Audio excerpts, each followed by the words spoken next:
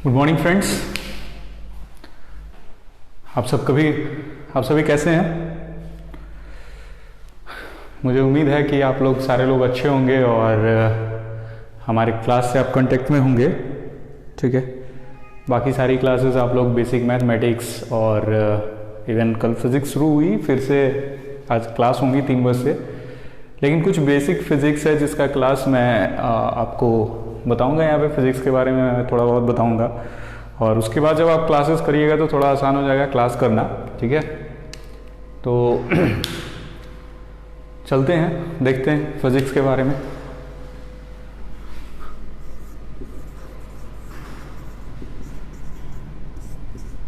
सबसे बड़ी बात कि फिज़िक्स बहुत टफ लगता है बच्चों को।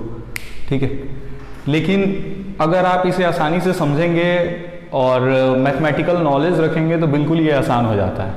ठीक है, क्योंकि फिज़िक्स में अगर आप न्यूमेरिकल क्वेश्चंस कर रहे हैं, अगर आप IIT नीट की तैयारी करते हो तो वहाँ पे आपको न्यूमेरिकल ही आना है, और न्यूमेरिकल आना है तो ऑब्वियस सी बात है कहीं ना कहीं थोड़ा बहुत मैथ्स का रिक्वायरमेंट हो जाता है। मैथ्स की रिक्वायरमेंट मतलब क्या? जोड़ घटाव नहीं, अलजेब्रा, कैलकुलस, ट्रिग्नोमेट्री, तो इन चीज़ों की रिक्वायरमेंट हो जाती है। तो हम लोग फिज़िक्स के बारे में पढ़ेंगे और मैथ्स, बेसिक मैथ जो है हमारे रवि सर क्लास ले ही रहे हैं, तो मुझे उम्मीद है कि वो क्लासेस आपको समझ में आ रही होगी और आप लोग रेगुलर उस क्लास का फ़ायदा उठा रहे होंगे। तो आज जो है ये क्लासेस जो है 1 आवर का होगा और उसके बाद जो है आप अगर वेक्टर का क्लासेस करेंगे तो बहुत आसान हो जाएगा। ठीक है, चलिए देखते हैं। तो सबसे पहले फिज़िक्स आखिर है क्या? तो फिज़िक्स जो है ये एक साइंस का वो ब्रांच है जहाँ पे हम लोग नेचर और नेचर के नियमों के बारे में पढ़ते हैं। नियमों के बारे में कहने का क्या मतलब है? जैसे आप सुने होंगे वो न्यूटन का कहानी, जो सेब गिरता है तो वो नीचे गिरता है, क्यों गिरता है, इन सारे चीज़ों का एक्सप्लेनेशन जो है वो क्या देता है? फिज़िक्स देता है। ठीक है, तो फिज़िक्स जो है अगर हम इसे एक लाइन में कहें तो physics is a study about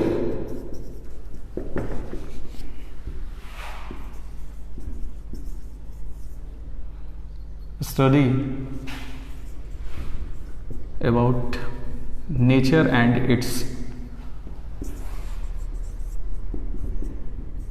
its laws। ठीक है, तो बहुत सारे इवेंट टेक प्लेस करते हैं अपने सराउंडिंग में, उन सारे नियमों को जो एक्सप्लेन करता है वो क्या है? फिजिक्स है। ठीक है, जैसे अगर मैं छोटा सा एग्जांपल दूं आपको, एक तो सेब वाला मैंने बताया ही, या फिर आप जो समुद्र में लहरें उठती हैं फुल मून के टाइम में, तो उसका भी आपको रीज़न जो है आपको फिजिक्स देता है। ठीक है, बहुत सारे ऐसे रीज़न हैं। अगर आप फैन की बात करें, बल्ब की बात करें, बल्ब जो जल रहा है या अभी हम लोग कनेक्टेड हैं, तो कहीं ना कहीं इसमें फिजिक्स रिलेटेड है। ठीक है, तो उसी के कारण हम लोग जो है अभी एक दूसरे से कनेक्ट हैं। तो फिजिक्स की स्टडी और इसके नेचर और इसके नियमों के बारे में हम लोग पढ़ते हैं किसमें? फिजिक्स में। तो जो सबसे पहला टॉपिक आता है, जो सबसे पहला पॉइंट आता है, दैट इज क्वांटिटी।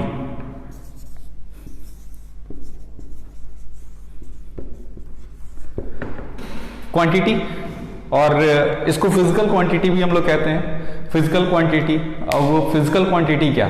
जैसे कोई भी चीज हम लोग खरीदने जा रहे हैं जिसको मतलब एटलीस्ट वी कैन मेजर, जिसको हम लोग माप सके, दैट इज कॉल्ड क्वांटिटी। जिसको हम लोग मेजर कर सकते हैं वो क्या होगा? फिजिकल क्वांटिटी होगा।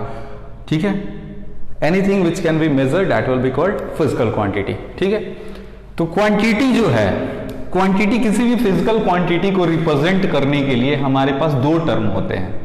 ठीक है, किसी भी फिजिकल क्वांटिटी को रिप्रेजेंट करने के लिए हमारे पास 2 क्वांटिटी होते हैं, 2 टर्म होते हैं, सॉरी 2 टर्म होते हैं। पहला एक मैग्नीट्यूड होगा,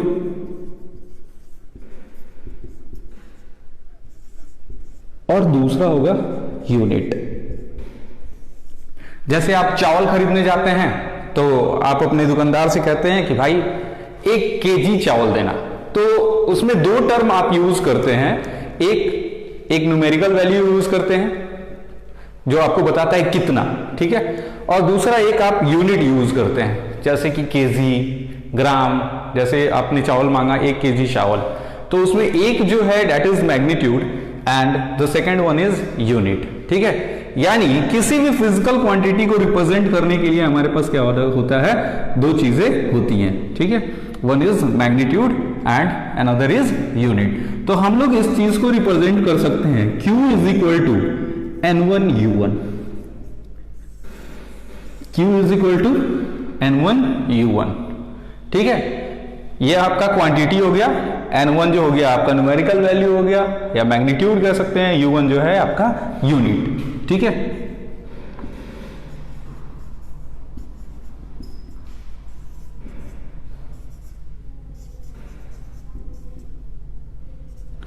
अब यहां पे एक टर्म आ रहा है यूनिट। ये यूनिट है क्या, ठीक है। ये यूनिट क्या है इसके बारे में हम लोग जानकारी लेंगे, ठीक है।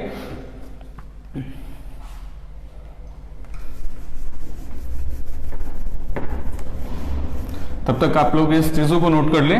ये बहुत ही इंपॉर्टेंट, ये देखने में छोटा सा पॉइंट है और लगता होगा कि जानकारी है, that Q is equal to N1U1, लेकिन आगे चल के इसका यूज होता है, ठीक है। तो इसलिए आप इस पॉइंट को नोट कर ले, ठीक है। Q is equal to N1U1।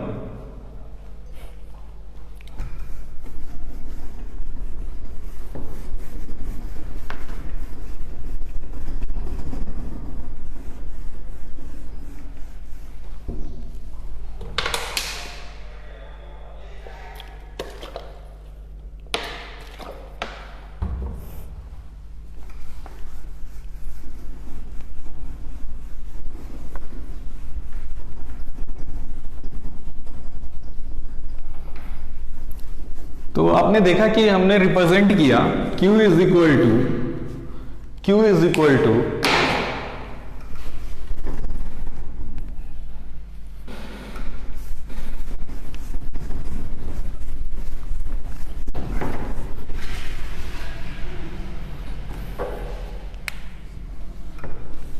Q is equal to N1U1। और मैंने यहां पे बताया कि N1 जो है वो क्या है, एक मैग्नीट्यूड होगा और U1 हो गया आपका यूनिट, ठीक है। तो यहां पे यूनिट की बात आ रही है। What is unit? यूनिट क्या है? किसी भी चीज को जब हम मेजर करते हैं तो एक स्टैंडर्ड रेफरेंस लेना होता है। किसी भी चीज को अगर जब हम मेजर करते हैं, किसी भी फिजिकल क्वांटिटी को when we are going to measure, ठीक है, तो हमें एक रेफरेंस लेना होता है। उस रेफरेंस को ही आप यूनिट कह सकते हैं, ठीक है। जैसे अगर आप क्लास की बात करें, अगर आप अपने क्लास में हैं और जो है कोई एक छोटा बच्चा है, ठीक है, मतलब उसकी हाइट जो है 2 हाथ की है, ठीक है, 2 हाथ का है, उसको हमने रेफरेंस ले लिया, और उसके हिसाब से बाकी बच्चों का हमने हाइट बताना शुरू कर दिया, तो वो बच्चा का हाइट जो है वो क्या हो जाएगा, यूनिट हो जाएगा। बात समझ में आ रही है? अगर आपके क्लास में कोई एक छोटे बच्चे का आप रेफरेंस ले लीजिए और उसके रेस्पेक्ट में आप किसी की हाइट बताना शुरू कर देते हैं, तो वो भी क्या हो जाता है, यूनिट हो जाता है, ठीक है। तो यूनिट जो है it is a standard reference, it is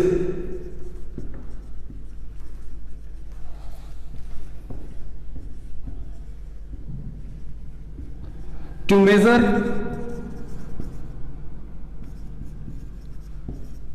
of physical quantity. किसी भी फिजिकल क्वांटिटी को जो हम लोग मेजर करते हैं,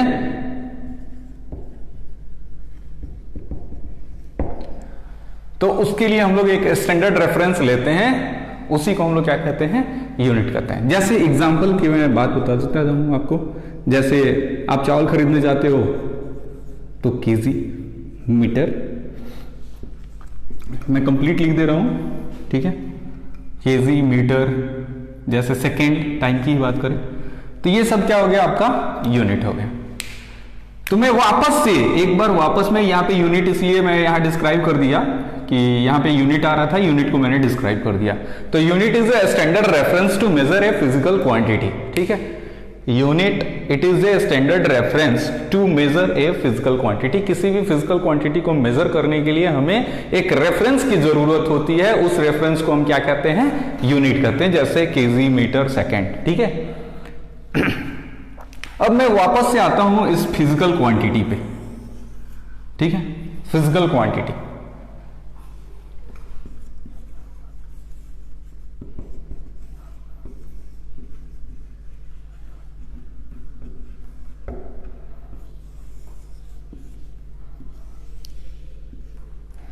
फिजिकल क्वांटिटी जो है वो दो तरह का होता है, एक फंडामेंटल,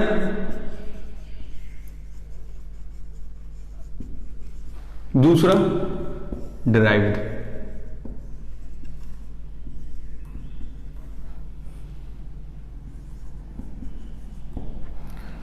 और मैंने ऑलरेडी आपको बता रखा है कि फिजिकल क्वांटिटी को रिप्रेजेंट करने के लिए हमें क्या रिक्वायरमेंट होता है, N1U1, ठीक है, N1U1 की रिक्वायरमेंट होती है। तो फिजिकल क्वांटिटी कितने तरह का होता है, दो तरह का, एक फंडामेंटल और एक डिराइव्ड क्वांटिटी, ठीक है।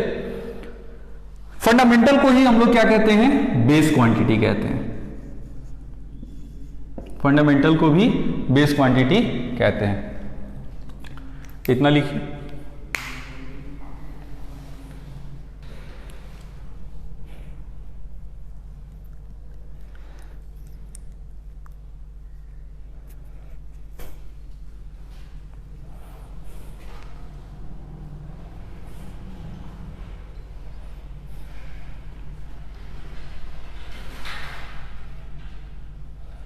क्लियर है यहां तक?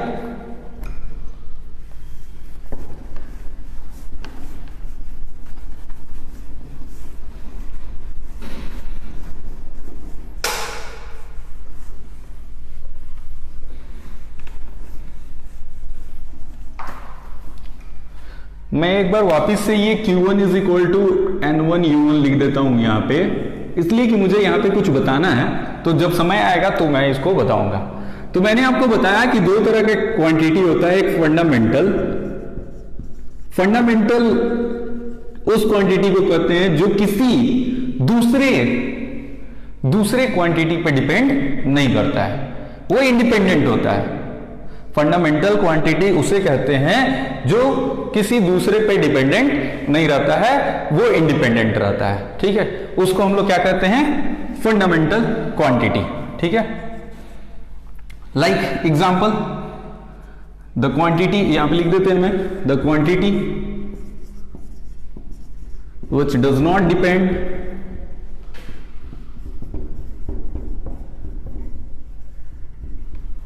ऑन other quantity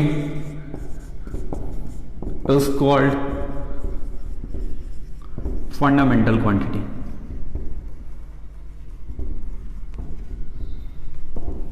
ठीक है, ये दूसरे किसी क्वांटिटी पे डिपेंड ही नहीं करता है, ये इसको क्या कहते हैं हम लोग, फंडामेंटल क्वांटिटी। वैसा फिजिकल क्वांटिटी जो किसी दूसरे क्वांटिटी पे डिपेंड नहीं करता हो, उसको हम लोग क्या करते हैं, fundamental quantity.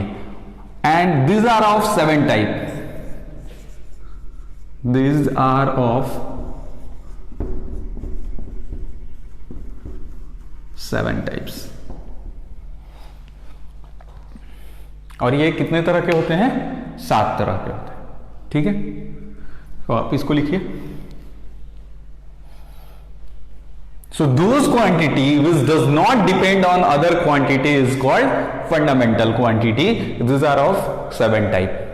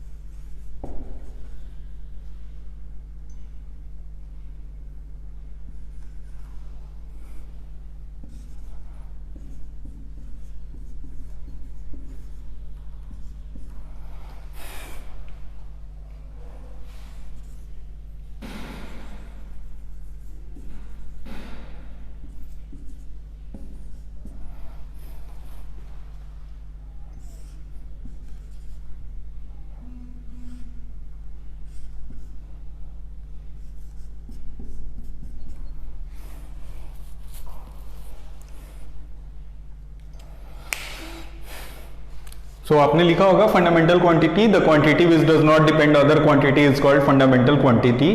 This quantities are of 7 type. First one is mass, length, time, electric current. Fundamental quantity है, इसके यूनिट है.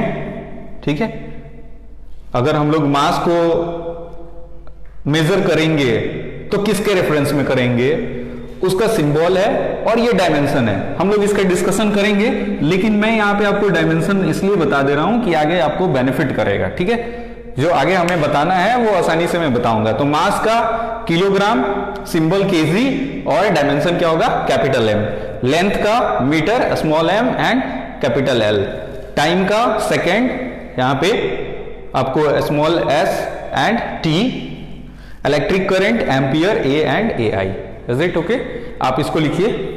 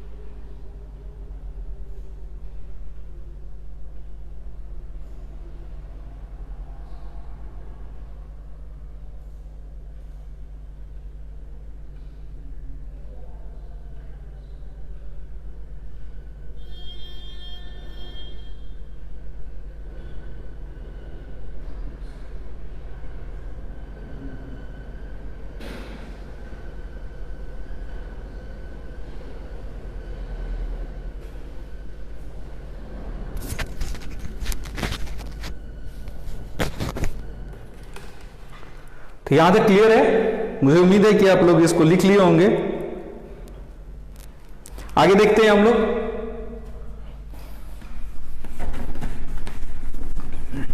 और अब थोड़ा तेजी से हम लोग पढ़ेंगे. ठीक है, क्योंकि 1 घंटा में इस लेक्चर को पूरा कंप्लीट करना है. तो इलेक्ट्रिक करंट के बाद जो है आपको टेम्परेचर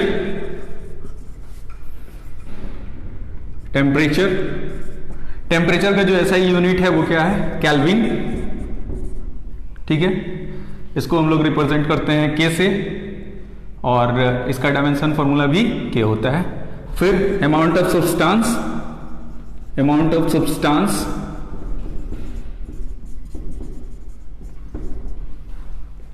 मोल, MOL और MOL से रिप्रेजेंट करते हैं. ठीक है, लुमिनस इंटेंसिटी.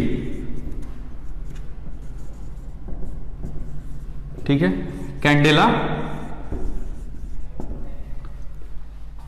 CD और CDC यूज करते हैं. ठीक है, तो ये 7 आपको 4 पहले लिखा दिया था, 5, 6 और ये 7. तो 7 फंडामेंटल क्वांटिटी है. ये किसी दूसरे फिजिकल क्वांटिटी पे डिपेंड नहीं करते हैं. मास इंडिपेंडेंट है, ये किसी चीज पे डिपेंड ही नहीं करता है. ठीक है, किसी दूसरे क्वांटिटी पे डिपेंड नहीं करता है. अगर कोई मास है तो वो आपका किसी और अदर क्वांटिटी जैसे लेंथ पे डिपेंड नहीं करेगा, टाइम पे डिपेंड नहीं करेगा, इलेक्ट्रिक करंट पे डिपेंड नहीं करेगा, टेम्परेचर पे डिपेंड नहीं करेगा, अमाउंट पे डिपेंड नहीं करेगा, अमाउंट ऑफ सब्सटेंस पे डिपेंड नहीं करेगा. तो केवल जो है मास, ये जो भी क्वांटिटी है ये इंडिपेंडेंट है, इसलिए इसको क्या कहा जाता है, फंडामेंटल क्वांटिटी कहा जाता है. ठीक है, अब ये लुमिनस इंटेंसिटी क्या होता है, थोड़ा सा बच्चों में एक क्वेश्चन रहता है, व्हाट इज लुमिनस इंटेंसिटी. अभी आपके घर में जो बल्ब जल रहा है, तो उसकी ब्राइटनेस को अगर हमें मेजर करना हो तो हम लोग क्या करेंगे, मेजर करेंगे किसमें, कैंडेला में. ठीक है, तो लुमिनस इंटेंसिटी, तीव्रता, प्रकाश की तीव्रता. ठीक है, लुमिनस इंटेंसिटी, प्रकाश की तीव्रता, ठीक है, ऐसे मेरा भी नाम प्रकाश है तो इसकी तीव्रता। चलिए, तो होप सो कि आप लोग इसको नोट कर लिए होंगे।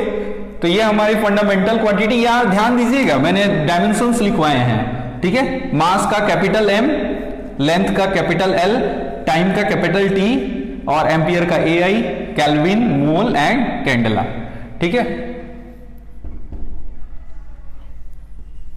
शायद M कैपिटल होता है। चलिए,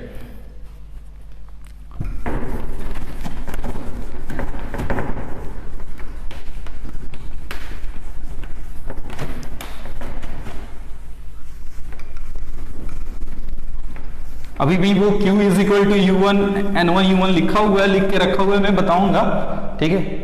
अब फंडामेंटल क्वांटिटी के बाद कुछ दो सप्लीमेंट्री क्वांटिटी भी आते हैं, टू सप्लीमेंट्री क्वांटिटीज, जिसमें पहला है प्लेन एंगल और दूसरा है सॉलिड एंगल। सॉलिड एंगल की रिक्वायरमेंट बहुत ही कम होती है, फिर भी प्लेन एंगल को हम लोग जो मेजर करते हैं वो उसको रेडियन में मेजर करते हैं, ठीक है, और सॉलिड एंगल को हम लोग जो मेजर करते हैं स्टेरेडियन में मेजर करते हैं।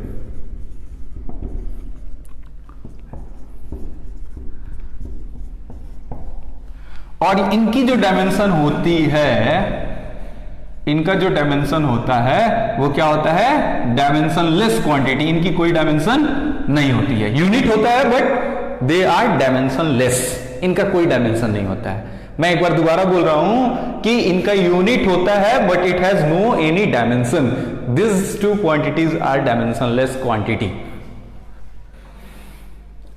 चलिए नेक्स्ट चलते हैं। एक तो हम लोग फिजिकल क्वांटिटी के बारे में बात कर लिए थे, सेकंड हम लोग डेराइव्ड क्वांटिटी के बारे में बात कर रहे हैं। डेराइव्ड, ये वर्ड ही कुछ बता रहा है कि डेराइव्ड क्वांटिटी क्या होता है। डेराइव्ड, डेराइव्ड में देखिए एक वर्ड लिखा हुआ है डिराइव, मतलब कहीं से ये क्या हुआ होगा, डिराइव होके आया होगा।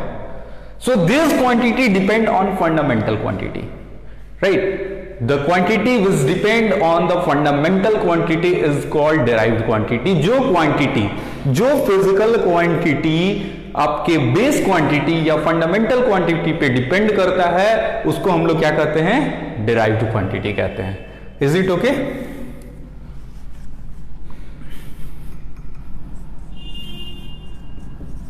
So those physical quantity depends on fundamental quantity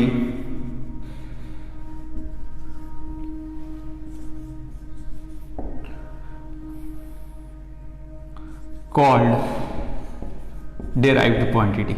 मतलब ये कहां से चल के आया है, फंडामेंटल क्वांटिटी से।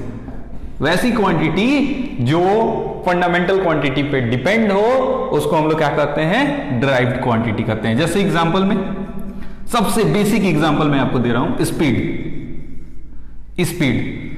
ठीक है। स्पीड जो है ये क्या है, डिराइव्ड क्वांटिटी है। ये एक फिजिकल क्वांटिटी है, लेकिन ये फिजिकल क्वांटिटी के सेकंड कैटेगरी में लाई करता है, जिसको हम लोग क्या कहते हैं, डिराइव्ड क्वांटिटी कहते हैं। डिराइव्ड क्वांटिटी का मतलब क्या हुआ, ठीक है, कि जो फंडामेंटल क्वांटिटी पे डिपेंड करता है। तो आपको ये इसका फॉर्मूला याद होगा, स्पीड इज इक्वल टू क्या होता है, स्पीड इज इक्वल टू होता है डिस्टेंस अपॉन टाइम, चाल बराबर दूरी बट्टा समय, ठीक है। Speed is equal to distance upon time. अब यहां देखिए ये स्पीड जो है ये किस पे डिपेंड कर रहा है, डिस्टेंस और टाइम पे।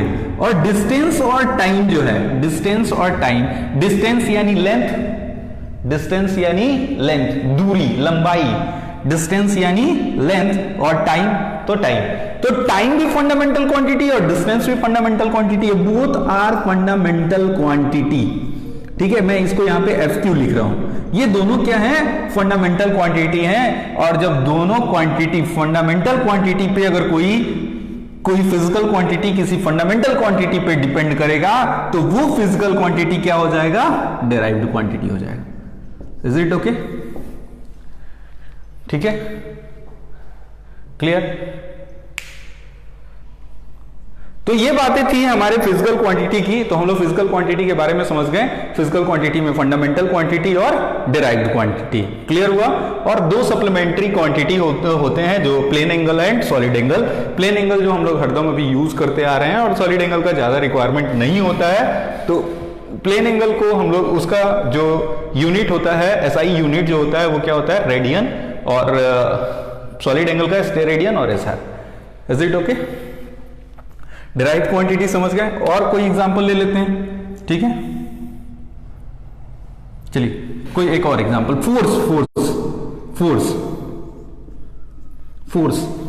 फोर्स चूंकि बहुत ही फैमिलियर ये आपका क्वांटिटी है, ठीक है? तो फोर्स क्या होता है, ये किसी दो क्वांटिटी पे डिपेंडेंट है, मास एंड एक्सेलरेशन, ठीक है? थोड़ा सा और इसके अंदर चलते हैं, क्योंकि मास तो हमारा फंडामेंटल क्वांटिटी है but acceleration is not a derived fundamental quantity. तो एक्सेलरेशन को जब हम लोग आगे ले चलते हैं तो एक्सेलरेशन को हम लोग लिखते हैं change in velocity by with respect to time, या अगर सीधी सी अगर मैं भाषा में कहूं तो वेलोसिटी अपॉन टाइम, ठीक है? तो एक्सेलरेशन क्या हो गया, वेलोसिटी अपॉन टाइम। अब जब हम वेलोसिटी को दोबारा लिखते हैं तो displacement divided by time divided by time, तो ये बन जाता है डिस्प्लेसमेंट डिवाइडेड बाय टाइम का स्क्वायर, ठीक है? तो यहां अगर इसकी बिल्कुल हम लोग बेस में जा रहे हैं तो यहां पे क्या आ रहा है आपको, मास, डिस्प्लेसमेंट का मतलब क्या, फिर से दूरी, डिस्प्लेसमेंट का मतलब क्या, फिर से दूरी, ठीक है? डिस्प्लेसमेंट, ठीक है? तो ये जो डिस्प्लेसमेंट है इसको हम लोग क्या लिख सकते हैं, लेंथ के टर्म में लिख सकते हैं, और यहां पे फिर से टाइम। अब ये देखिए सारे क्या है, फंडामेंटल क्वांटिटी है, ठीक है? यहां पे स्क्वायर है, तो यहां पे मैं अभी पावर के बारे में बात नहीं कर रहा हूं, मैं डिपेंडेंसी के बारे में बात कर रहा हूं। तो यहां पे मास है, लेंथ है और टाइम है। तो फोर्स जो है वो फिजिकल क्वांटिटी है but this is not a fundamental quantity because this depend on mass, length and time, ठीक है? इसलिए ये क्या है, डिराइव्ड क्वांटिटी है। Is it okay? मैं इसे थोड़ा सा ऊपर लिख देता हूं क्योंकि हो सकता है बहुत लोगों को नहीं दिखाई दिया हो। m इंटू ए मैंने लिखा था, इसको जब आप एक्सप्लेन करेंगे तो मास में ही रहेगा। एक्सेलरेशन को हम लोग क्या लिखेंगे, वेलोसिटी अपॉन टाइम, और इस फिर से हम m, और फिर यहां पे वेलोसिटी को हम लोग क्या लिख सकते हैं, displacement divided by time into time, यानी m l, चूंकि डिस्प्लेसमेंट डिस्टेंस, यहां डिस्प्लेसमेंट हो रही है तो डिस्प्लेसमेंट का मतलब क्या, डिस्टेंस, दूरी, तो l और नीचे में t, तो ये इसकी फंडामेंटल क्वांटिटी पे डिपेंडेंसी दिख रही है। So this is called, force is called derived quantity. Clear है? ओके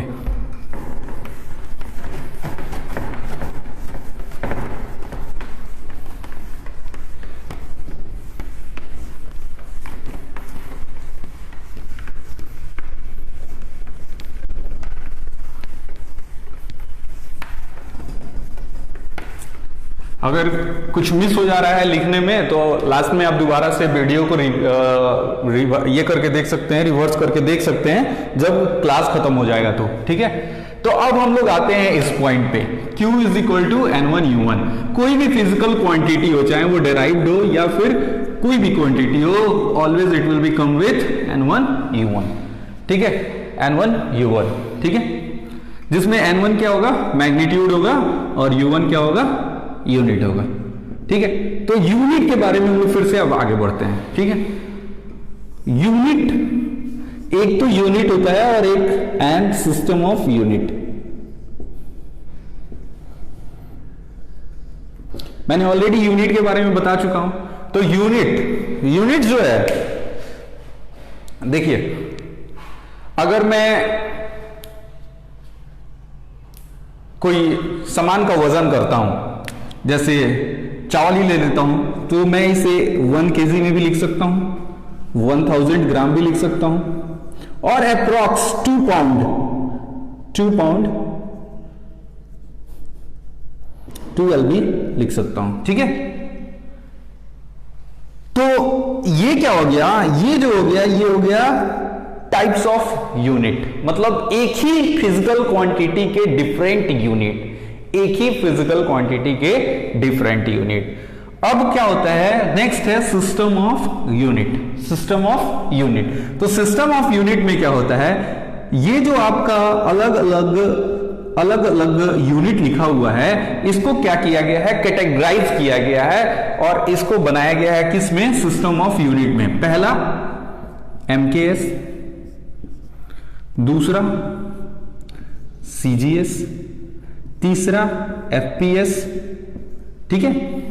इसमें कैटेगराइज कर दिया गया है, जैसे केजी को किस में रखेंगे हम लोग, MKS में रखेंगे, ग्राम को किस में, CGS में रखेंगे, पाउंड को किस में रखेंगे, FPS में रखेंगे। तो ये हम लोग बताएंगे कि MKS में कैसे KG आया, CGS कैसे आया, ये सारी चीजें मैं आपको अभी बता रहा हूं। तो ये 3 सिस्टम है, there are 3 types of system of unit, one is MKS, CGS and FPS, ठीक है। तो MKS में क्या होता है, MKS में क्या होता है, अगर हमको मास अगर हम मेजर कर रहे हैं, मास हम मेजर कर रहे हैं, तो उसको always we have to keep in the kg. अगर हम लेंथ मेजर कर रहे हैं,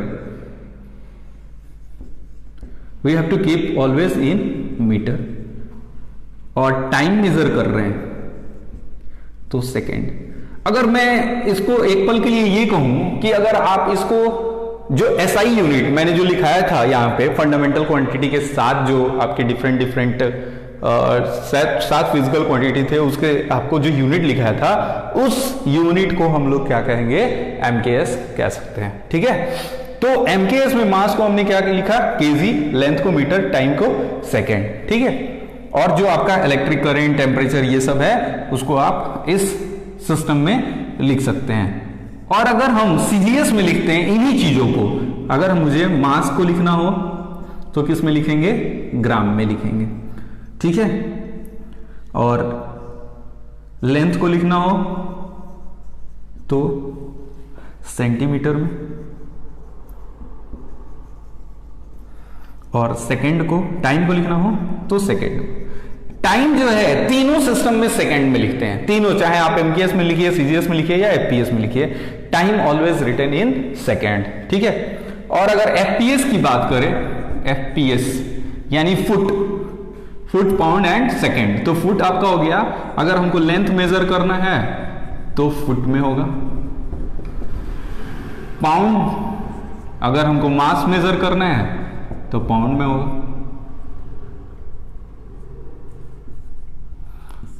टाइम, सेकेंड, ठीक है। तो ये हो गया आपका FPS सिस्टम। मैं आपको एक बात बता दूं, अगर आप किसी एक सिस्टम में किसी फिजिकल क्वांटिटी को मेजर कर रहे हैं, मतलब अगर आप MKS में कर रहे हैं तो MKS की यूनिट को ही यूज करें। इट्स वेरी इंपॉर्टेंट, फिजिकल जो फिजिक्स में बहुत इंपॉर्टेंट होता है। शुरुआत में क्या होता है कि हम लोग यूनिट का वो मायने ही नहीं रखते हैं, हम लोग छोड़ देते हैं ये, क्योंकि ऐसा लगता है कोई बात नहीं है, वैल्यू दिया है तो सेम ही दिया होगा, ऐसा माइंड में क्रिएशन आता है, ठीक है। हम लोग यूनिट का वैल्यू नहीं करते हैं। लेकिन मैं आपको बताऊं, unit is very important in physics, बहुत ज्यादा यूनिट का ध्यान रखना होता है। क्वेश्चन दिया रहता है आपको CGS में, और आपको क्वेश्चन आपका आंसर पूछता है MKS में, तो इसलिए मैं आपको कह रहा हूं कि यूनिट जो है बहुत ही इंपॉर्टेंट चैप्टर है। Unit and dimension is a very important chapter. ये पूरे फिजिक्स में इसकी यूज है, ठीक है। तो मैं ये कह रहा था कि अगर MKS और CGS, अगर मास यहां पे केजी है, यहां पे ग्राम है, अगर हम दोनों को अगर कंबाइनली, अगर कोई फॉर्मूला है, अगर कंबाइनली इसको ऐड करने की कोशिश करें, मतलब अगर फोर्स जो है, अगर हमने MKS सिस्टम में मेजर किया है और फोर्स जो है हमने CGS सिस्टम में मेजर किया है, दोनों को ऐड करें तो it will be difficult. Difficulty क्या, मतलब वो ऐड नहीं होगा जब तक आप उसे कन्वर्ट नहीं करेंगे। जैसे हम लोग 1 रुपए पैसे की बात करते हैं, 1 रुपए में हम यूज कर रहे हैं, 50 पैसा में हम यूज कर रहे हैं, ठीक है। तो अगर हम ऐड करने की कोशिश करें, रुपया और पैसे को हम लोग ऐड करने की कोशिश करें तो ऐड होगा, लेकिन इस पैसे को हमें किस में कन्वर्ट करना होगा, रुपए में। ठीक है। ये अलग बात है कि हम लोग बोलते हैं 1 रुपए 50 पैसे, अलग अलग में हम लोग ऐड करके बोल रहे हैं 1 रुपए 50 पैसे। लेकिन अगर पूरे पैसे को हमें कन्वर्ट करके बताना हो कि कितना रुपए है, तो हमें इस 50 पैसे को किस में कन्वर्ट करना पड़ेगा, रुपए में। तो 50 पैसा इज इक्वल टू आधा रुपया, तो हम लोग उसको बोलते हैं 1.5 रुपए। या फिर अगर इसको पूरे पैसे में कन्वर्ट करना हो, जैसे हम लोग 1 रुपए के बजाय 100 पैसा बोले, तो 100 पैसा प्लस 50 पैसा, तो 100 पैसा 50 पैसा, इट विल बी ऐड, ये ऐड हो जाएगा। मतलब मैं क्या कह रहा हूं, ध्यान से सुनिएगा। 1 रुपए और 50 पैसा, ठीक है। It can not be add directly, ऐसा नहीं कि 50 पैसा ये की है और ये 51, so this will be wrong, ये गलत हो जाएगा, ठीक है। हमें अगर रुपए के टर्म में लिखना है तो इस 50 पैसे को किस में कन्वर्ट करना होगा, रुपए में कन्वर्ट करना होगा। या अगर इस रुपए को कन्वर्ट करना है 50 पैसे में लिखना है, तो इस रुपए को कन्वर्ट करना होगा किस में, 50 पैसे में। So it's very important, unit जो है ये बहुत ही इंपॉर्टेंट टर्म है जो आपको ध्यान रखना होता है कि हमने कौन सा, किसी भी फिजिकल क्वांटिटी का कौन सा यूनिट लिया है और वो किस सिस्टम में है, उस सिस्टम का आपको ध्यान रखना होता है। क्या हमने सारे एमकेएस सिस्टम में लिए हैं, क्या हमने सारे सीजीएस सिस्टम में लिए हैं, या हमने सारे एफपीएस सिस्टम में लिए हैं, ये बहुत इंपॉर्टेंट होता है। तो इसलिए यहां पे आप समझ पाए कि एमकेएस जैसे मास के लिए हम लोग केजी यूज करते हैं, लेंथ के लिए मीटर, टाइम के लिए सेकंड। सीजीएस में मास को ग्राम, लेंथ को सेंटीमीटर, टाइम को सेकंड, और फुट पाउंड सेकंड में, लेंथ में फुट, ठीक है। मास में आपको पाउंड, टाइम में सेकंड, ठीक है। तो ये आपको समझ में आया होगा, ठीक है। अब बात आता है इसको, यहां हम लोग ध्यान देते हैं। अब ये पॉइंट हम लोग का ध्यान आएगा, ठीक, कि जो फिजिकल क्वांटिटी हमने लिखा था N1U1, ठीक है, N1U1 लिखा था, इसकी अब यूज कैसे, ठीक है। तो इतना थोड़ा सा आप लोग देख लीजिए, एक बार स्क्रीनशॉट ले लीजिए या फिर इसको आप लोग रिवाइज करके लिख लीजिएगा कॉपी में।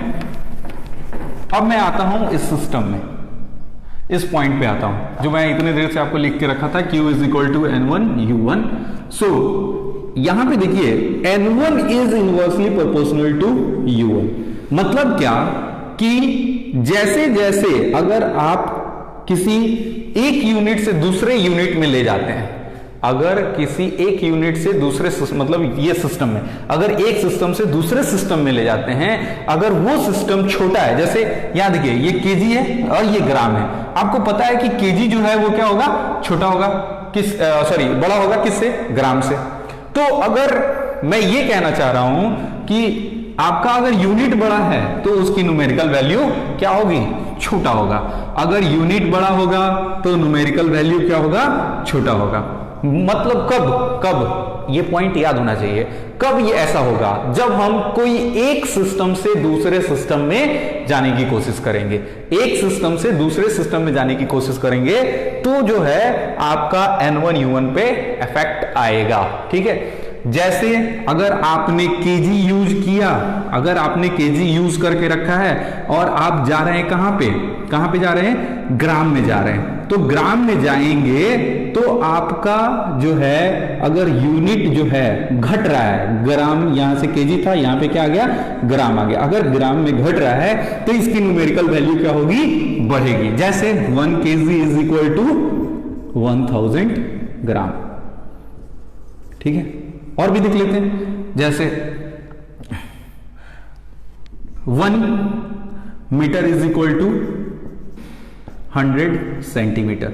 तो हम लोग क्या कर रहे हैं कि हमारा जो यूनिट है वो छोटा हो जा रहा है, तो हमारा न्यूमेरिकल वैल्यू क्या हो रहा है, बढ़ जा रहा है, ठीक है। तो ये बहुत ही, ये भी क्वेश्चन आता है, इसका भी ध्यान रखना होता है। और ये अभी और आगे चल के अभी यूज होगा, जब हम लोग एक यूनिट से दूसरे यूनिट में कन्वर्ट करेंगे तो हमें इसकी रिक्वायरमेंट होती है, ठीक है। जैसे हमको मीटर से सेंटीमीटर में चेंज करना हो तो हम लोग चेंज कर सकते हैं, ठीक है।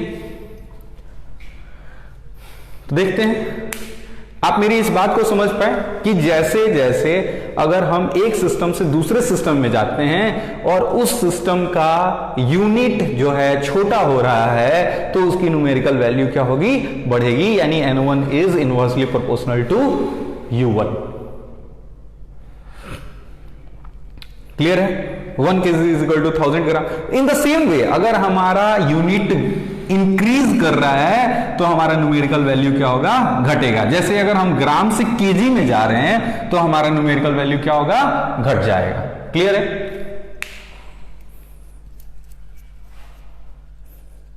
चलिए, तो अब देखते हैं इसका आगे का और यूज, थोड़ा सा और यूज इसको समझते हैं। बहुत बेसिक से मैं इसको आपको समझाने की कोशिश करूंगा।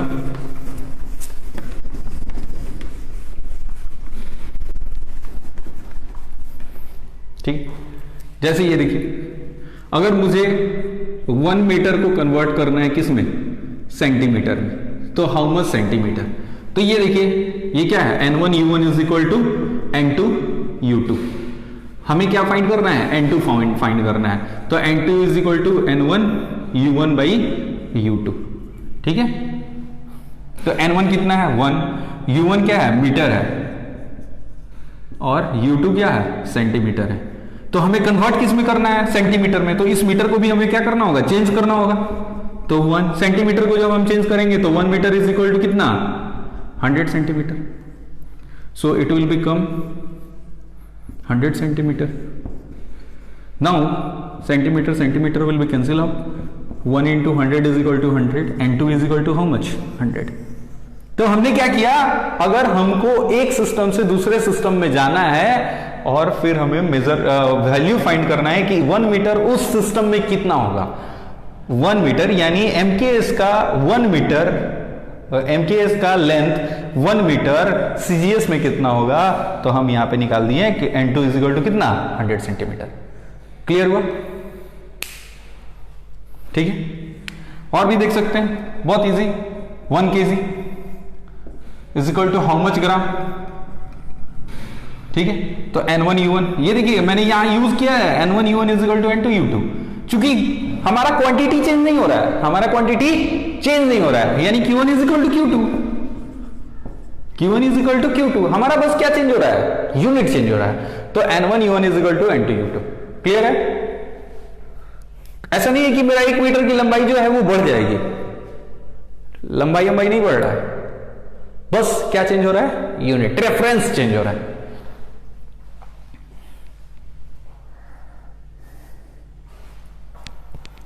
ठीक है, तो 1 kg is equal to how much? ग्राम।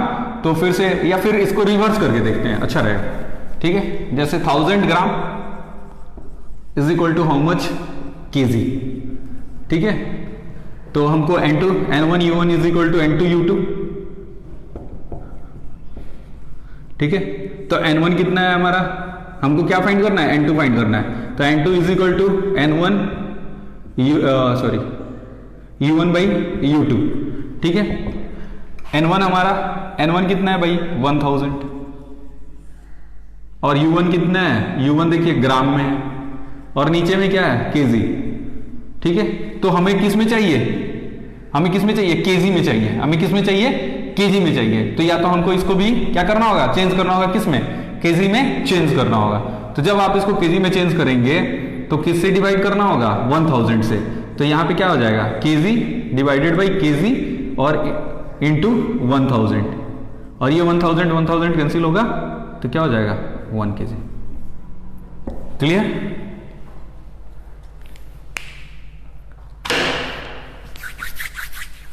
ये बहुत ही इंपॉर्टेंट है, आपके यूनिट डायमेंशन में भी काम आएगा, बहुत बहुत बहुत ज्यादा इंपॉर्टेंट, यूनिट डायमेंशन में भी काम आएगा, सॉरी डायमेंशन निकालने के टाइम में।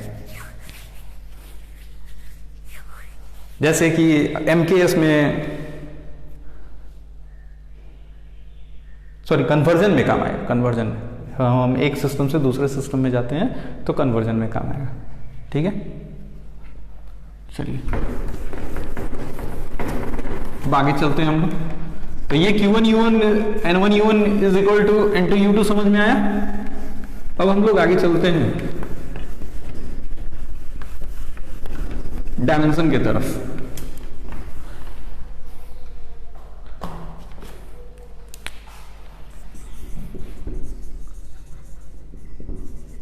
डायमेंशन एंड डायमेंशन एनालिसिस दोनों करेंगे, डायमेंशन एंड डायमेंशनल एनालिसिस।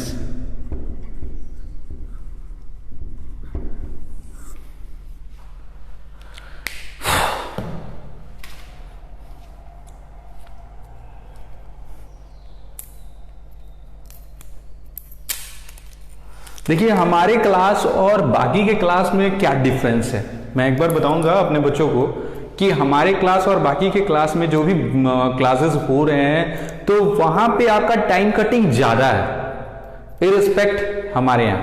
कैसे? वहां पे जब बच्चे क्लास, जो भी टीचर क्लास लेते हैं, दे आर वेरी गुड, उसमें कहीं दो राय नहीं है, लेकिन वहां पे टाइम कटिंग ज्यादा कैसे होता है कि वो बीच बीच में किसी को हाय हेलो करते रहते हैं, जैसे भाई इसने कुछ पूछा, उसने कुछ पूछा, फिर अपना मतलब प्रोमो ज्यादा करते हैं। तो वहां पे और हमारे में यहाँ पे आप में बहुत डिफरेंस फाइंड होगा। आपकी क्लासेस कंप्लीट होंगी, हम भी आपके डाउट को क्लियर करेंगे, लेकिन क्लास के बाद। जैसे अगर आपका डाउट है, आप जो है क्लास के बाद अपना डाउट जो है एक बार रिवाइज करिए, पूछिए, फोन नंबर दिया हुआ है, सारा नंबर हम लोगों ने आपको ऑलरेडी दे रखा है। हम लोग का ये जो ऑफिशियल नंबर है वो मैं फिर से लिख दे रहा हूं,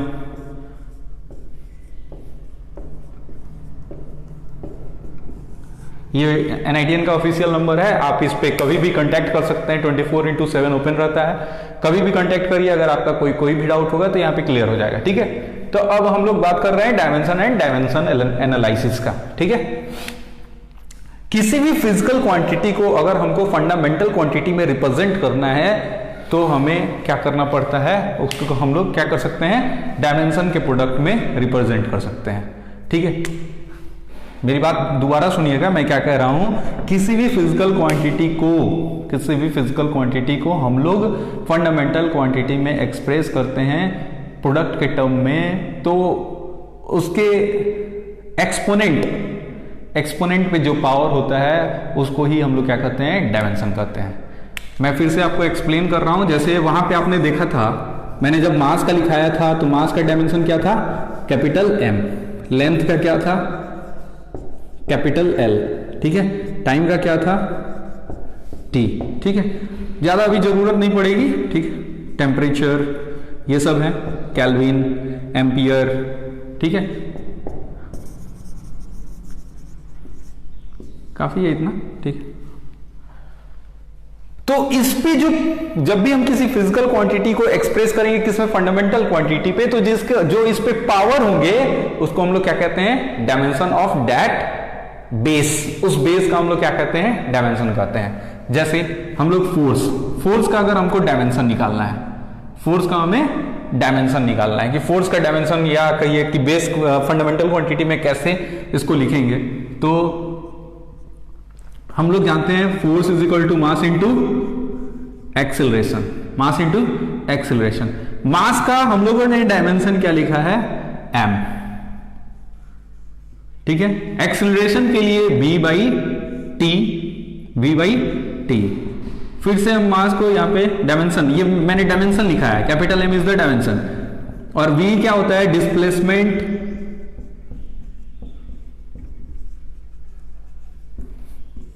डिवाइडेड बाई टाइम, ठीक है। Velocity is equal to displacement by time, और फिर ये नीचे वाला टाइम तो टाइम रहेगा ये। अब डिस्प्लेसमेंट, डिस्टेंस और डिस्प्लेसमेंट, मैं यहां पे थोड़ा सा एक पॉइंट दोबारा से डाल देता हूं, अगर किसी को डाउट होगा डिस्प्लेसमेंट और डिस्टेंस में तो एक बार पूछ लेंगे, ठीक है। Displacement and distance both are different, ठीक है, मैं एक बार शॉर्ट टाइम में बता भी दूंगा, ठीक है।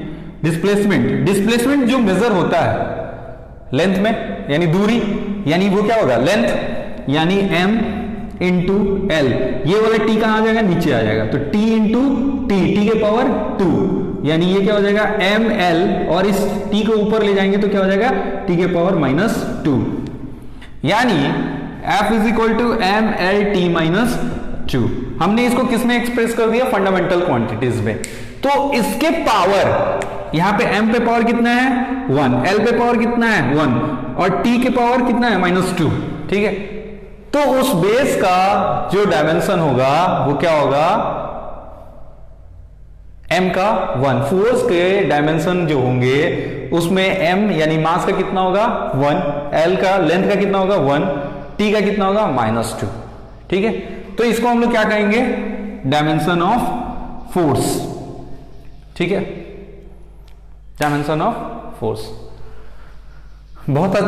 ये बहुत इंपॉर्टेंट होता है जब आप कन्वर्जन करते हो किसी एक सिस्टम से, किसी एक यूनिट सिस्टम से अगर दूसरे हम लोग सिस्टम में जाते हैं, दूसरे यूनिट सिस्टम में जाते हैं, तो आपको डायमेंशन अगर पता होता है तो बहुत आसानी से आप जा पाते हो।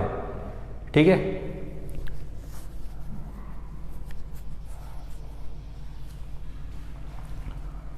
क्लियर हुआ?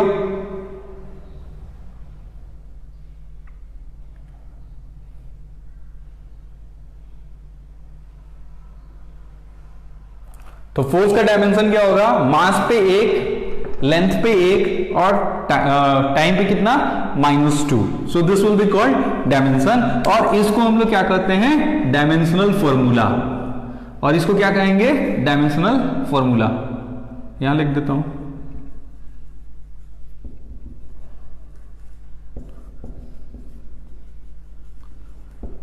सो डायमेंशनल फॉर्मूला, जैसे वेलोसिटी का डायमेंशनल फॉर्मूला देखिए, वेलोसिटी का डायमेंशनल फॉर्मूला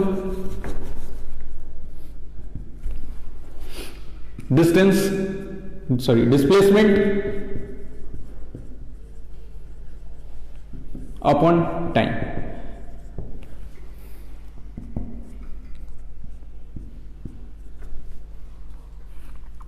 तो डिस्प्लेसमेंट यानी किसना है? डिस्टेंस। डिस्टेंस का डायमेंशनल क्या होता है? डायमेंशन क्या होता है? एल। और ये क्या हो गया? टी। तो ये क्या हो जाएगा? L T -1। तो ये क्या हो जाएगा? डायमेंशनल फॉर्मूला किसका? वेलोसिटी का। ये किसका है? वेलोसिटी। अब मैं आपको एक चीज और बता दूं, ये वेलोसिटी कोई भी रहे, इनिशियल रहे, फाइनल रहे, एवरेज रहे, ये कोई भी वेलोसिटी रहे, इसका डायमेंशन चेंज नहीं होने वाला है। ठीक है, इसका डायमेंशन चेंज नहीं होने वाला है। और ये किसी भी सिस्टम में रहे, इवन इसके यूनिट से भी कोई फर्क नहीं पड़ता है, इसके यूनिट से भी कोई फर्क नहीं पड़ता है। आप इसको, आप जो वेलोसिटी है सेंटीमीटर पर सेकंड में मेजर करें या मीटर पर सेकंड में मेजर करें, इससे कोई फर्क नहीं पड़ता है कि इसका डायमेंशन क्या होगा। इसका जो डायमेंशन है वो फंडामेंटल क्वांटिटीज पे डिपेंड कर रहा है। उस फंडामेंटल क्वांटिटी की जो डायमेंशन होगी वही उसका डायमेंशनल फॉर्मूला होगा। तो इसके यूनिट से ऐसा नहीं कि वेलोसिटी जो है सेंटीमीटर पर सेकंड में मेजर किए तो LT हो गया, और अगर मीटर पर सेकंड में मेजर किए तो LT -1 हो गया। ऐसा कुछ नहीं है। इसका डायमेंशनल फॉर्मूला ऑलवेज क्या होगा? LT -1 होगा। क्लियर है?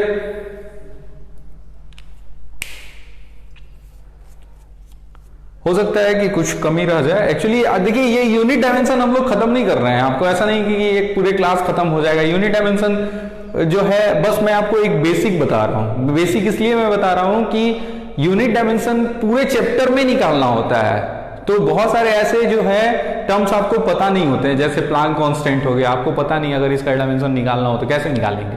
तो पहले तो वो प्लांक कांस्टेंट जानना जरूरी होता है, फिर जो है आप उसका यूनिट डायमेंशन जो भी होगा आप निकाल सकते हैं। इसलिए मैं आपको ये बेसिक इसलिए बता रहा हूं कि हर चैप्टर में कहीं ना कहीं जब इसको आप सर बताएंगे तो आपको यहां पे इसका नीड होगा। ठीक है, चलिए, क्लियर?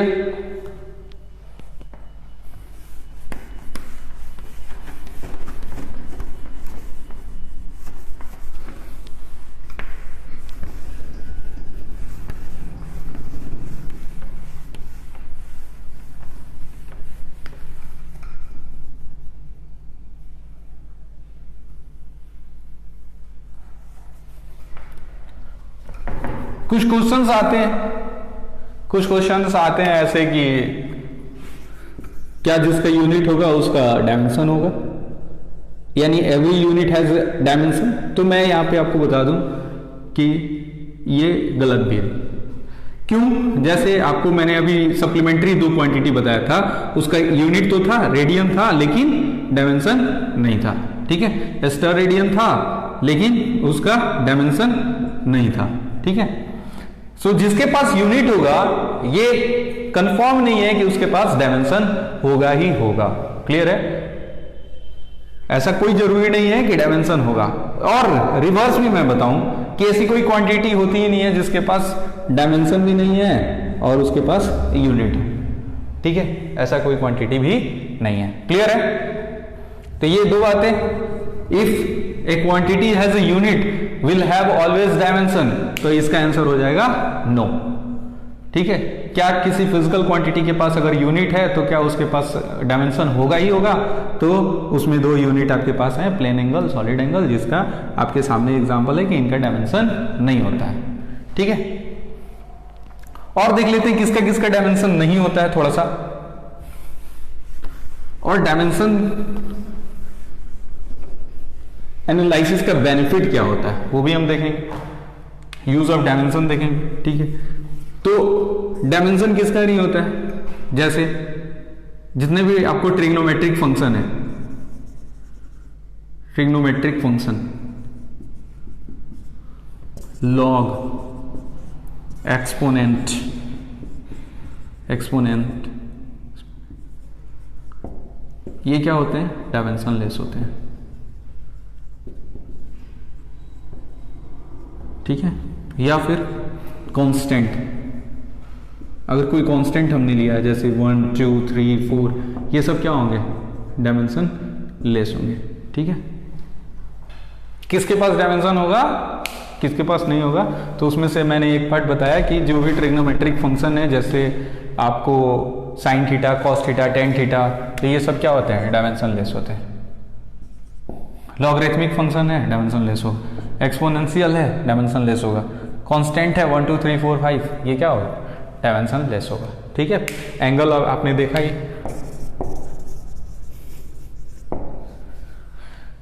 डायमेंशन लेस होगा।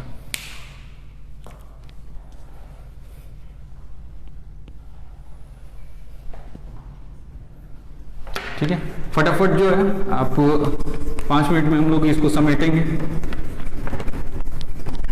जो कुछ डाउट रह जाएगा आप लोग सर से भी पूछ सकते हैं। 20 क्लास में आदित्य सर जो हैं, आप 20 क्लास में आप पूछ सकते हैं, उसमें कोई दिक्कत नहीं है। ठीक है, तो यूज ऑफ डायमेंशन,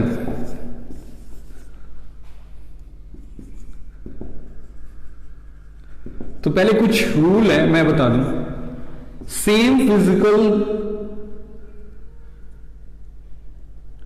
सेम, इसको थोड़ा अलग तरीके से लिखते हैं।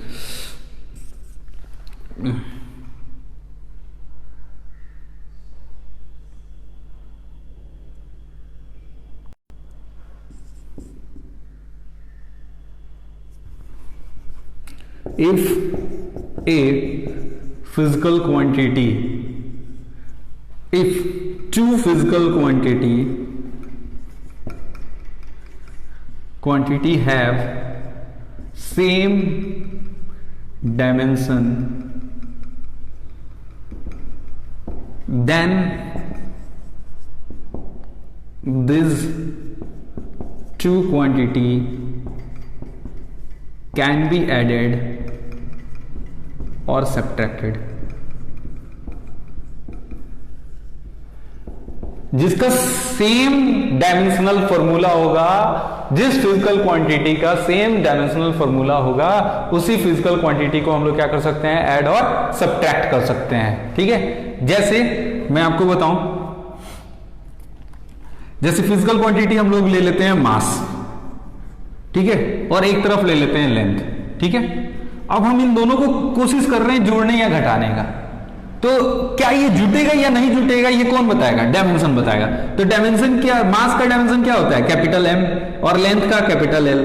तो क्या if two physical quantity have same dimension, अगर सेम डायमेंशन होगा, then this two quantity can be added और सब्ट्रैक्टेड, तभी दो क्वांटिटी को हम ऐड और सब्ट्रैक्ट कर सकते हैं। तो क्या हम लोग मास और लेंथ को ऐड या सब्ट्रैक्ट कर सकते हैं? तो नो, नहीं कर सकते। ठीक है, चलिए एक और मैं आपको इंटरेस्टिंग क्वेश्चन देता हूं, सेंटीमीटर प्लस मीटर। ठीक है, क्या इन दोनों को ऐड कर सकते हैं? बिल्कुल कर सकते हैं। क्यों? सेंटीमीटर, सेंटीमीटर का भाई बताओ यार डायमेंशन क्या होगा? लेंथ का एल, मीटर का एल, तो इन दोनों को ऐड कर सकते हैं। मैंने ये बात कहा था कि आपको कन्वर्ट करना होगा, इस सेंटीमीटर को मीटर में कन्वर्ट करना होगा, या मीटर को सेंटीमीटर को कन्वर्ट करना होगा। ठीक है, तब ऐड कर सकते हैं। ठीक है, ऐसा नहीं डायरेक्टली ऐड कर लिया 1 centimetre is plus 50 metre is equal to 51 metre, नहीं, क्या होना चाहिए, सेम यूनिट होना चाहिए। सेम यूनिट को हम लोग ऐड सब्ट्रैक्ट कर सकते हैं, ठीक है। लेकिन अगर अलग अलग यूनिट है किसी सेम फिजिकल क्वांटिटी को, तो उस क्वांटिटी में पहले हमें चेंज करना होगा, उस यूनिट को हमें चेंज करना होगा। आइदर हमें पहला यूनिट लेना होगा या फिर दूसरा यूनिट, सॉरी, सही है। चलिए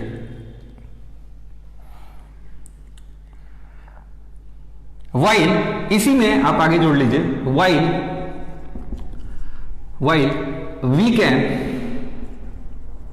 we can divide and multiply.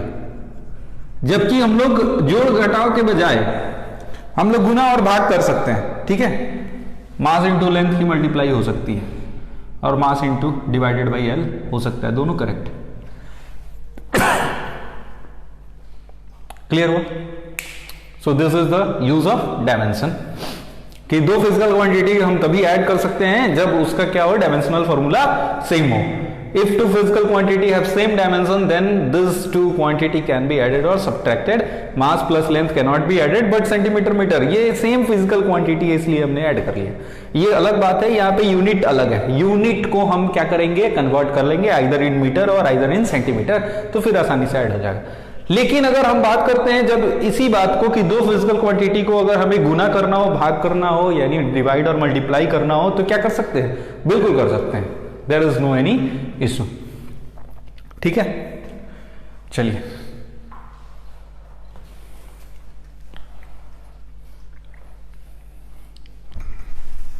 हमने डायमेंशनल एनालिसिस में देखा कि कैसे किसी के डायमेंशन निकालते हैं, ठीक है। तो पहले हम लोग उसको किस में कन्वर्ट करते हैं, फंडामेंटल क्वांटिटी में कन्वर्ट करते हैं, और फिर उसको क्या करते हैं, डायमेंशन एनालिसिस हम लोग देखा ना, F is equal to M A. फिर से मैं बता दे रहा हूँ, F is equal to M A, mass ये B बाई टी, ठीक है, फिर mass L T T T, so M L T minus 2 या M1 L1, ठीक है, जैसे वेलोसिटी। तो ये कैसे निकला, पहले हम लोग किसमें कन्वर्ट किए, फंडामेंटल क्वांटिटी में कन्वर्ट किए। देखिए ये फंडामेंटल, ये कंप्लीट किस में आ गया, फंडामेंटल क्वांटिटी में आ गया, FQ में आ गया। तो किसी भी फिजिकल क्वांटिटी का डायमेंशनल एनालिसिस करना है तो हम क्या करेंगे, पहले उसको फंडामेंटल क्वांटिटी में लाएंगे, उसका डायमेंशनल फॉर्मूला निकल जाएगा। जैसे वेलोसिटी का डिस्प्लेसमेंट अपन टाइम,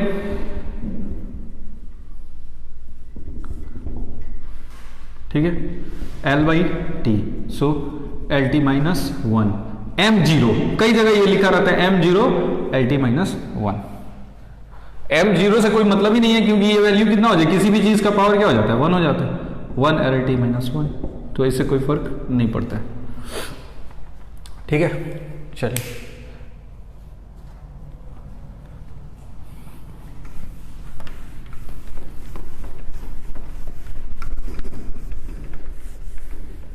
नेक्स्ट,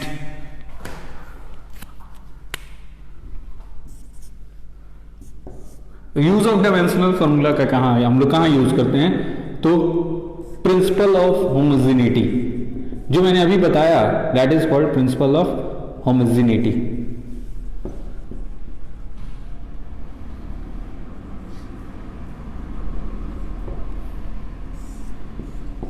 कि दो सेम डायमेंशन के फिजिकल क्वांटिटी को ऐड कर सकते हैं। इसको मैं नोटेशन में लिख दे रहा हूं, फिजिकल क्वांटिटी, इसका भी डायमेंशन जो है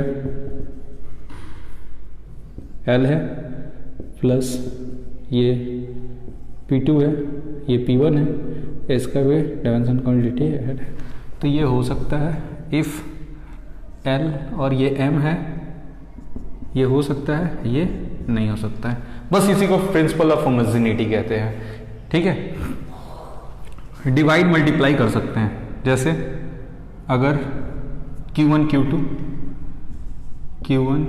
Q2 चाहे इसका L हो या फिर M हो, ये कोई दिक्कत नहीं है, ये मल्टीप्लाई हो जाएगा, या Q1 बाई Q2, ये क्या हो जाएगा, ये L हो ये M हो, इससे कोई प्रॉब्लम नहीं है, ठीक है। लेकिन ये प्लस माइनस नहीं हो सकता है, क्लियर है, यानी दोनों का डायमेंशन क्या होना चाहिए, सेम होना चाहिए। क्लियर, तो प्रिंसिपल ऑफ होमोजेनिटी। दूसरे बेनिफिट, दूसरा we can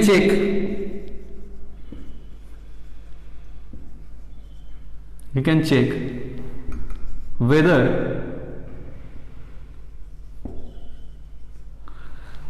an equation is dimensionally correct or not, dimensionally correct or not। ठीक है, डायमेंशनल एनालिसिस से हम क्या कर सकते हैं कि हम चेक कर सकते हैं कि कोई इक्वेशन डायमेंशनली करेक्ट है या नहीं। ठीक है, डायमेंशनली करेक्ट, बात मेरी ध्यान से सुनिएगा कि कोई इक्वेशन जैसे आप लोग याद करते आ रहे हैं, S is equal to U T plus half A T square, तो ये डायमेंशनली करेक्ट है या नहीं है, ये हम लोग पता लगा सकते हैं कि क्या ये डायमेंशनली करेक्ट है या नहीं है, और इससे ही क्वेश्चन बनता है। आपको आगे जो है क्वेश्चन आप देखेंगे तो इससे क्वेश्चन बनता है। तो यहां डायमेंशनली करेक्ट की बात हो रही है, it does not mean equation is correct. मैं बार बार कह रहा हूं कि यहां डायमेंशनली करेक्ट की बात हो रही है, ये डायमेंशन करेक्ट है या नहीं है। ठीक है, यहां पे ये नहीं कहा जा रहा है कि हम लोग ये पता कर सकते हैं कि इक्वेशन सही है या गलत है। अगर किसी ने इक्वेशन डिड्यूस करके लाया तो बस हम लोग ये बता सकते हैं कि ये डायमेंशनली करेक्ट है या नहीं है, हम लोग ये नहीं बता सकते हैं कि इक्वेशन सही है या गलत है। क्लियर है, तो देखिए कैसे,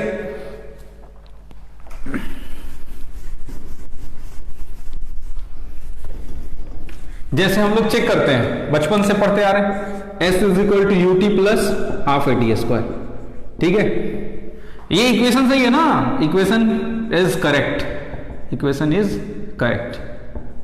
ठीक है, चेक करते हैं इसका डायमेंशन। एस किसको रिप्रेजेंट करता था, डिस्टेंस को, यानी इधर का जो डायमेंशन क्या होगा, एल पे पावर 1, एम पे पावर 0 और टी पे पावर 0।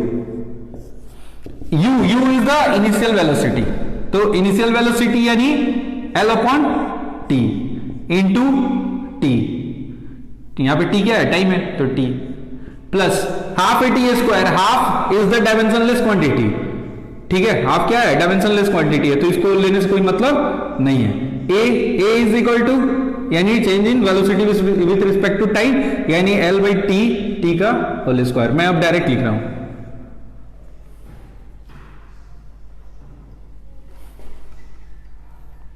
और यहां ऊपर में भी टी है तो टी स्क्वायर।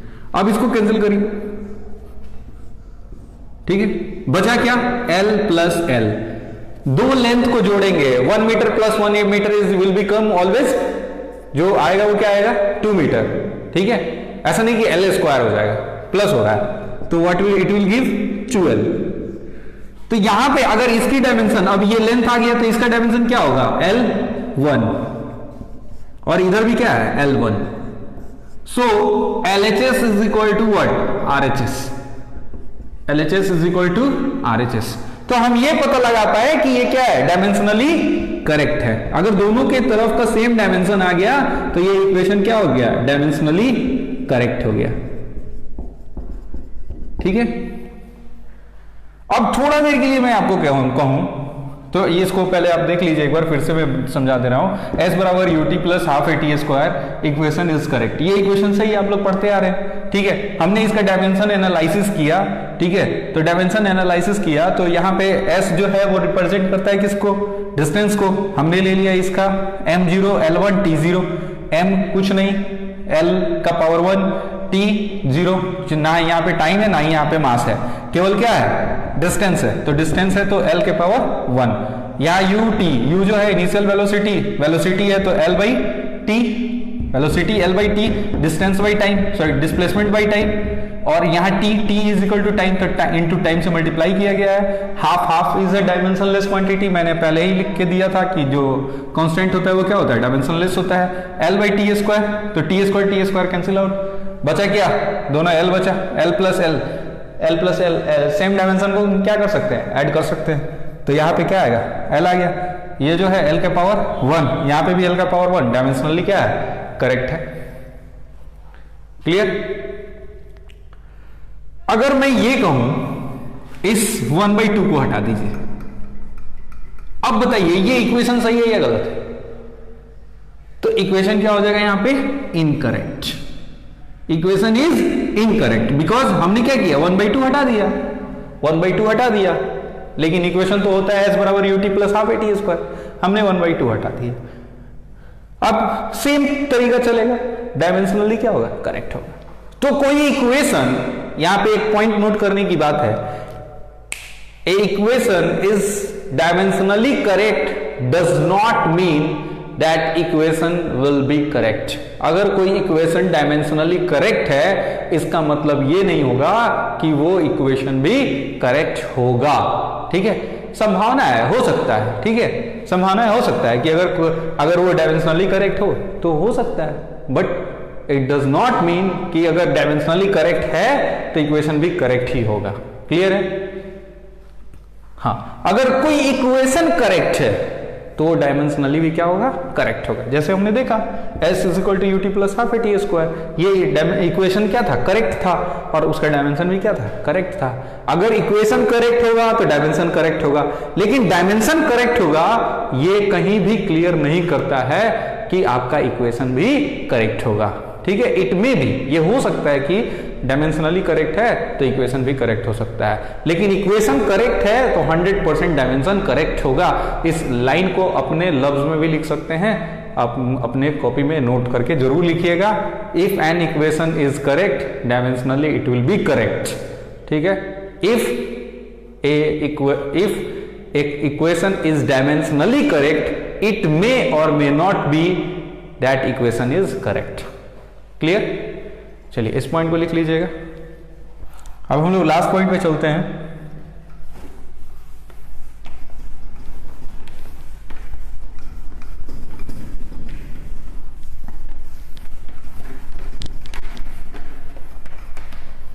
आज का ये लास्ट पॉइंट है,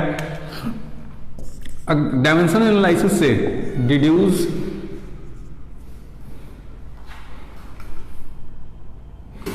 इक्वेशन फ्रॉम ए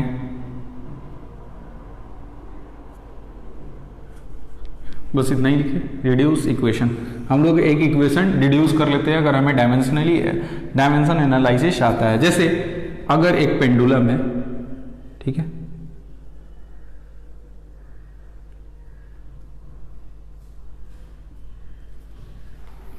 इसका टाइम पीरियड जो है वो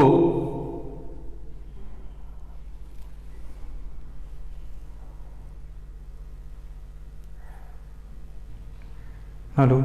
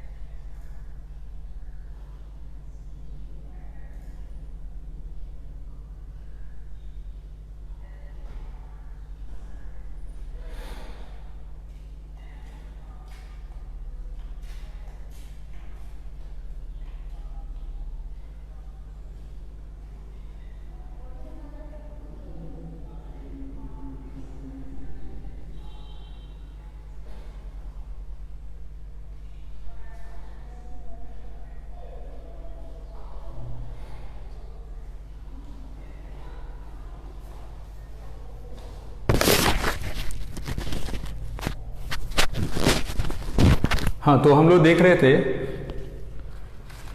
डायमेंशन इक्वेशन कैसे डिड्यूस करते हैं डायमेंशन एनालिसिस से। हम लोग डायमेंशन एनालिसिस से इक्वेशन भी डिड्यूस कर सकते हैं। मान लेते हैं कि एक पेंडुलम है, इसका टाइम पीरियड हमें फाइंड करना है। क्या फाइंड करना है? टाइम पीरियड फाइंड करना है, ठीक है, यानी टी। और ये कह रहा है कि जो टाइम पीरियड है वो पेंडुलम के लेंथ पे डिपेंड कर रहा है, ठीक है, मास पे डिपेंड कर रहा है और एक्सीलरेशन ड्यू टू ग्रेविटेशन पे डिपेंड कर रहा है, ठीक है। किस पे डिपेंड कर रहा है? लेंथ, मास और ग्रेविटेशन में। और साथ में ये भी कह रहा है कि इसके प्रोडक्ट पे डिपेंड कर रहा है, ठीक है, यानी time period is depending on the product of length of the pendulum, mass of the pendulum and gravitational acceleration पे ये डिपेंड कर रहा है, ठीक है।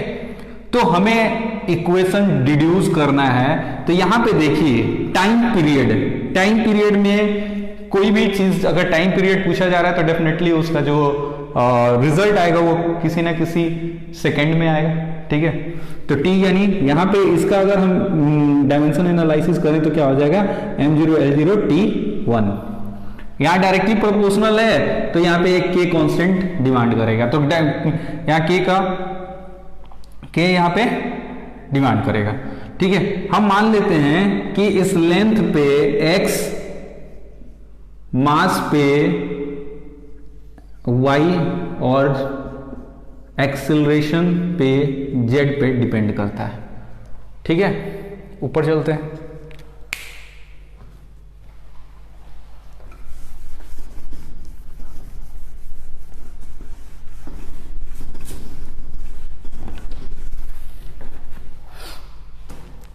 ठीक है, तो कैसे इसकी डिपेंडेंसी होगी वो हम लोग देख लेते हैं। तो T1 यहां है, m0 है, l0 है, इज इक्वल टू यहां लेंथ क्या हो गया? x, m का y, ग्रेविटेशन यानी ग्रेविटेशनल एक्सेलरेशन यानी वेलोसिटी बाई टाइम यानी l बाई टी का स्क्वायर पे z, ठीक है। तो अब देखिए हम क्या करेंगे? कंपैरिजन करेंगे। यहां पे कंपैरिजन करेंगे तो आपको दिखेगा lx my lz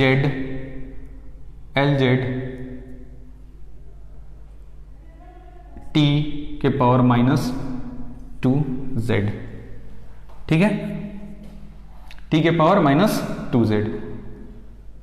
अब हम लोग इस डायमेंशन का वैल्यू फाइंड करेंगे, ठीक है। तो यहां पे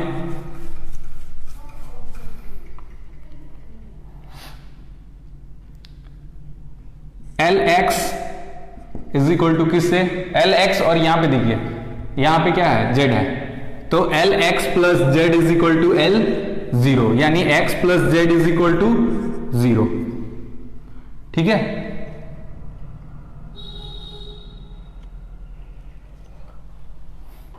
next my is equal to m0 यानी y is equal to 0। Now क्या बचेगा? t is equal to -2z is equal to t1 यानी z is equal to -2z is equal to 1, so z is equal to -1/2। थोड़ा सा कुछ mistake लग रहा है, अंडर रूट l अपन जी आना चाहिए, t के पावर भी आना चाहिए, यहाँ हो गया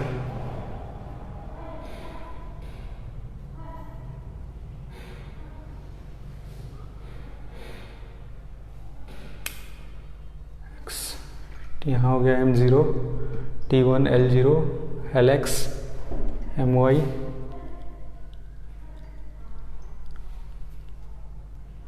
z, तो यहाँ हो जाएगा lz t -2z x plus z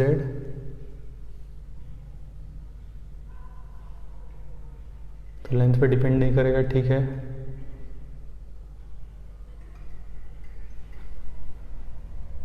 तो z की वैल्यू क्या आ गई, -1/2। अब देखिए ये z की वैल्यू क्या आ गई, -1/2, और यहाँ एक इक्वेशन है x + z = 0। तो x + z = 0 एंड z = -1/2, तो x = 1/2, ठीक है। तो यहां से हम लोग डिड्यूस कर पाएंगे d = k × L पे कुछ है क्या, L पे पावर क्या है, x का वैल्यू कितना है 1/2, यानी L के पावर 1/2। m पे कितना है पावर, m की वैल्यू में y है, y का पावर क्या है 0, m 0, और g पे कितना है z -1/2। तो यहां तक दिख रहा है शायद, हाँ दिख रहा होगा, ठीक है। चलिए सो मैं यहां लिख देता हूं अब t = k ×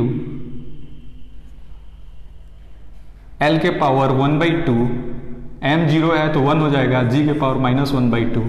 सो t = k × L के पावर 1/2 यानी √L, और g के पावर -1/2 है तो ये हो जाएगा g। तो हम लोग इससे फॉर्मूला भी डिड्यूस करते हैं, ठीक है, इक्वेशन डिड्यूस हो जाता है। लेकिन मेरी बात ध्यान से सुनिएगा, ऐसा नहीं कि हर जगह यूज हो जाएगा, जहां हमें पता चला कि भाई ऐसे ऐसे डिपेंडेंसी है उसका फॉर्मूला हम लोग डिराइव कर सकते हैं, नहीं। ये तभी हम लोग डिराइव कर सकते हैं, it's a very important point, हम लोग तभी डिराइव कर पाएंगे जब कोई फिजिकल